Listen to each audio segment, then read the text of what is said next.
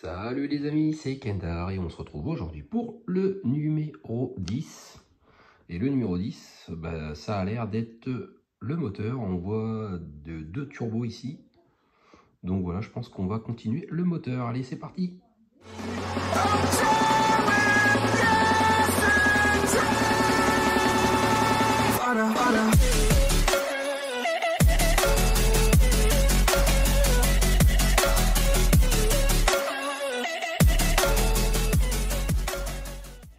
Allez, c'est parti.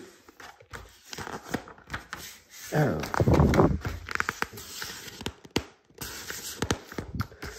voilà, c'est le turbo. Ok, le turbo. Alors on emboîte le conduit d'admission. Je vais approcher un peu. Le conduit d'admission d'air dans le conduit d'admission d'air numéro 2. Il y a le 1 et le 2. Ok, donc l'admission d'air, c'est celui-là. Je vais mettre la lumière. Voilà, c'est celui-là. Et l'autre, ça a l'air d'être... Ouais, c'est ce truc-là. Ok. Et en fait, bon, on voit une encoche ici. Il y a la même forme là, donc on ne peut pas se tromper de sens. Alors ça, c'est du plastique. Hein. Donc maintenant, il faut essayer d'enfoncer ça. Voilà, à fond. Voilà, ça c'est fait. On insère le débitmètre d'air dans le conduit d'air numéro 2. Donc là, on voit ici un petit trou. On prend le petit débitmètre et on l'insère dedans, comme ceci. Tac. Voilà. Pour l'instant, c'est pas compliqué, donc on va mettre ça de côté. On récupère le montage du bloc moteur, puis donc le bloc moteur, et on fixe chacun des deux collecteurs d'échappement sur la culasse à l'aide de deux vis KM. Donc là, c'est les deux collecteurs d'échappement. Alors on voit qu'ils sont à moitié brillants, on voit que ça est moitié pailleté, quoi. Donc les deux collecteurs, ils se mettent de ce côté, donc c'est pas le côté où il y a déjà tout ça. Alors, est-ce que c'est les deux mêmes? Les deux collecteurs d'échappement 10M, donc apparemment 10M, que je vérifie là, 10M c'est les deux mêmes. Donc voilà, il n'y a pas de, on peut pas se tromper. À quoi qu'il y en a un qui a un petit ergot là. Voilà, et l'autre il en a pas. Et quand on regarde, les deux ils doivent en avoir. Alors lui, pourquoi il n'a pas d'ergot? Ouais, ça a dû se casser, je sais pas, c'est bizarre. Parce qu'on voit bien que sur la photo, si on regarde bien, ici il y a un ergot et ici aussi. Bon c'est pas grave, hein. Donc on met ça comme ceci et on voit qu'il y a des trous pour mettre deux vis KM. Allez, c'est parti, je mets ça. Et voilà, ça y est, les deux collecteurs ont été mis. Alors personnellement, j'ai mis celui-là avec l'ergot de ce côté, pas là, mais bon, de toute façon, c'est les deux mêmes. Alors je sais pas pourquoi l'ergot n'y est pas, mais bon, on verra bien. J'espère que ça n'a pas d'incidence sur la suite du montage. Alors ensuite, on emboîte le carter de compresseur numéro 2 dans le carter de compresseur numéro 1. Recommencer l'opération avec l'autre paire de pièces formant le second compresseur. Donc ok, ça c'est un compresseur. Donc que je vérifie que je prenne bien la pièce qu'il faut, c'est pas celle-là. Ouais, donc c'est les, c'est le, voilà, c'est l'espèce de turbo en fait. Moi j'appelle ça un turbo.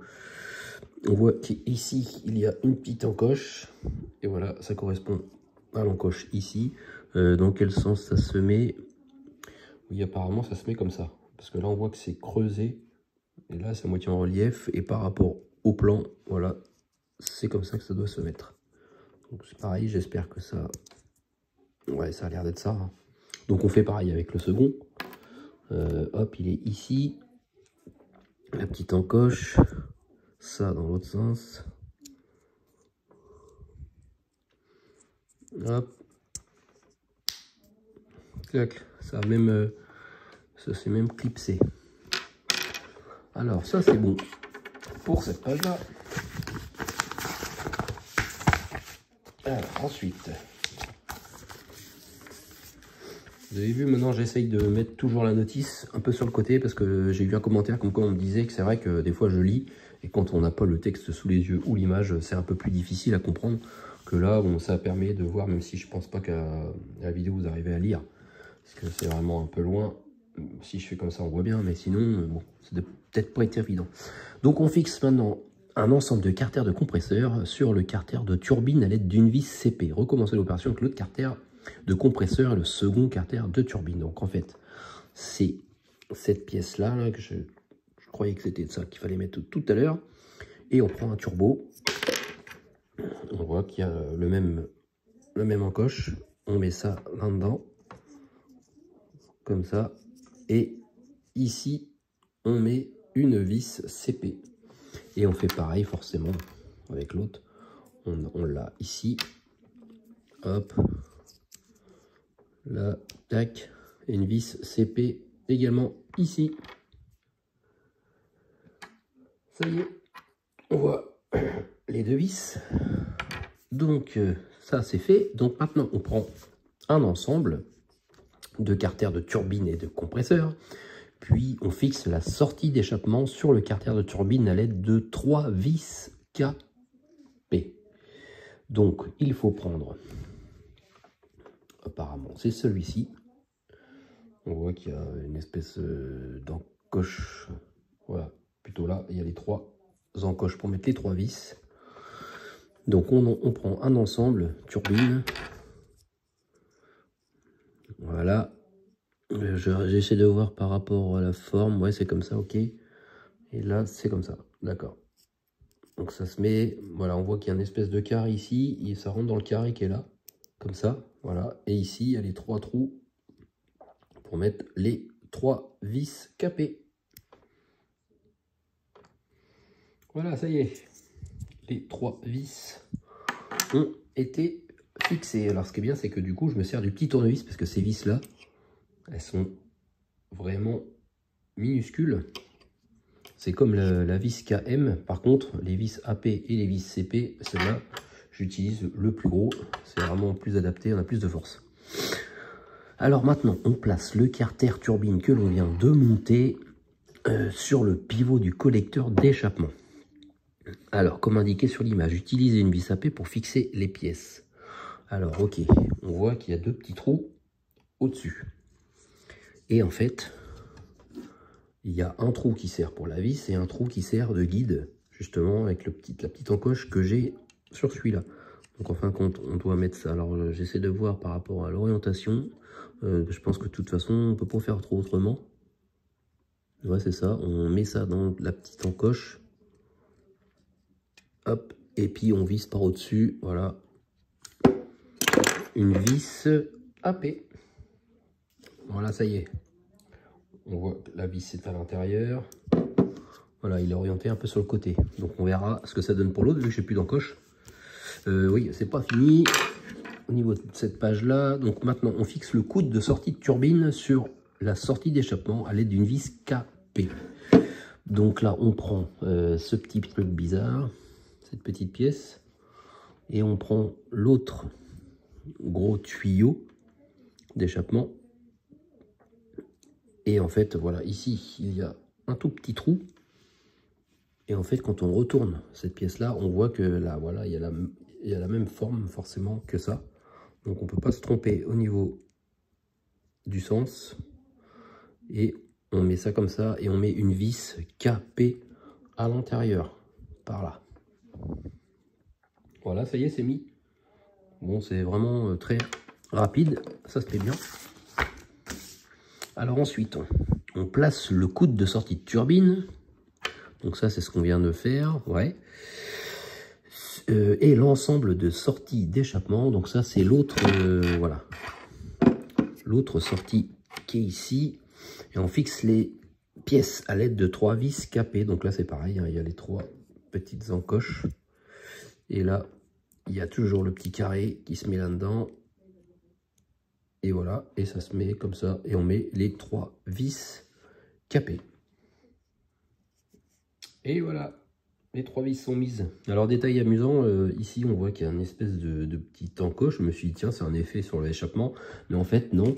C'est juste pour pouvoir visser cette vis là. On voit qu'ils ont fait un espèce de petit encoche pour qu'on puisse passer le tournevis. Voilà, petit détail sympa. Donc maintenant, voilà, on place le carter de turbine sur le pivot du collecteur d'échappement comme indiqué sur l'image. Utilise une vis à P pour fixer les pièces. Ok. Bon, sauf que moi là, du coup, je n'ai plus. Voilà, on voit qu'il y a les deux trous. Je n'ai plus le guide, donc il va falloir que je mette ça à peu près au pif. De toute façon, ouais, il faut que ça soit un petit peu sur le côté comme ça aussi, comme l'autre côté. Et voilà ce que ça donne. La vis est mise. Ils sont orientés à peu près pareil, mais bon, ce qui est bien, c'est que si vraiment je veux, je peux bouger un tout petit peu, vu que j'ai plus l'encoche. Celui-là, par contre, il ne me bougera pas. Alors voilà, ça commence à faire un beau boui-boui hein, quand même. Et on place soigneusement les couvercles des collecteurs d'échappement sur les collecteurs d'échappement. Donc on a des petits couvercles comme ça, en plastique, avec c'est juste des petits pitons. Donc en fait, là, il n'y a pas de vis, il n'y a rien à mettre. C'est les deux mêmes, parce qu'ils ont le même nom. Donc là, on a juste qu'à mettre les petites encoches. Et hop, voilà. Donc ça, c'est vraiment pas très dur à mettre.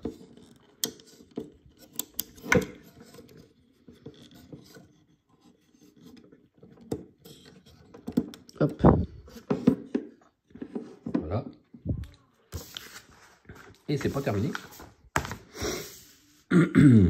On place les tétons de soupape d'entraînement du turbo dans les carters de compresseur et les carters de turbine comme indiqué sur l'image. Donc on voit que c'est ces petits boubous là. Donc là pareil, on voit que c'est vraiment bon, c'est super fin. Il faut faire attention, mais il y a deux petites encoches ici. Et ça se met. Alors j'essaye de voir. Je vois un trou. Donc là il y a un trou ici, ça c'est sûr que ça va là. Et il doit y avoir une autre encoche. Je me demande si c'est pas la petite encoche qui est là. C'est ça. Alors on prend ça. On le met le petit côté doré sur la gauche. On met ça à l'intérieur et il faut que ça rentre dans la petite encoche qui est là. Voilà. Et on enfonce ça comme ça. Bon, ça tient. Ah ouais, voilà, faut vraiment bien l'enfoncer. Voilà ce que ça donne. Je vais essayer de vous mettre l'autre en plus gros, du coup on va mieux voir. Donc là, il faut mettre d'abord la petite encoche qui est là, et l'autre, on essaie de la diriger, voilà, sur l'autre, et on enfonce ça, bing, voilà. Et là on voit, ça rentre bien, ça se pose dedans en fait. Voilà.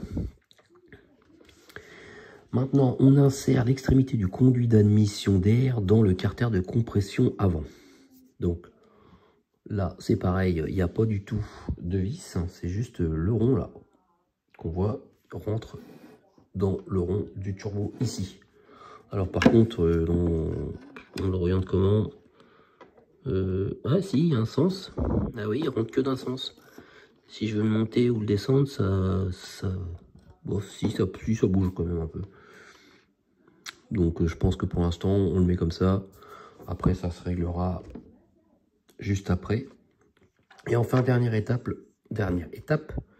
on insère l'extrémité encore libre du conduit d'air dans le deuxième. Ici, là, on voit qu'il y a le trou aussi. Dans le carter du compresseur arrière. Donc là, c'est justement ce bout ici. Par contre, oui, on enfonce ça, d'accord. On enfonce ça comme ça. Ok. Ah oui, il passe au-dessus, d'accord. Et ça, on le met dedans. Pareil, niveau de l'orientation, on ne sait pas trop. En tout cas, si c'est vers le dessus, quand même. Voilà. Bon, ben voilà. Résultat du montage. Voilà, c'est ce que j'ai.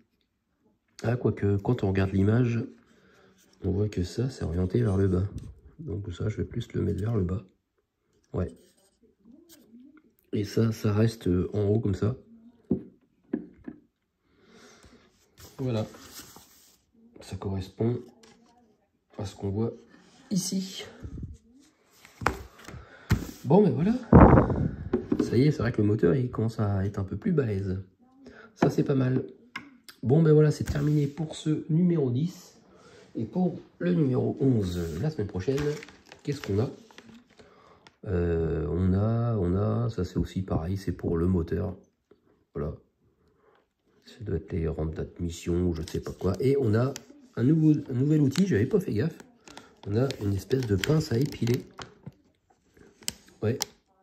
Ça peut être pas mal. Parce que c'est vrai que là, je suppose qu'on va en voir des fameuses durites. Donc j'aime tant, comme vous le savez. Et donc avec la petite pince, ça va être plus simple de fixer ça. Bon bah allez, on va voir ça la semaine prochaine. Merci les amis de m'avoir suivi et passez une bonne semaine. Et on se retrouve très vite pour le numéro 11. Allez, salut, salut!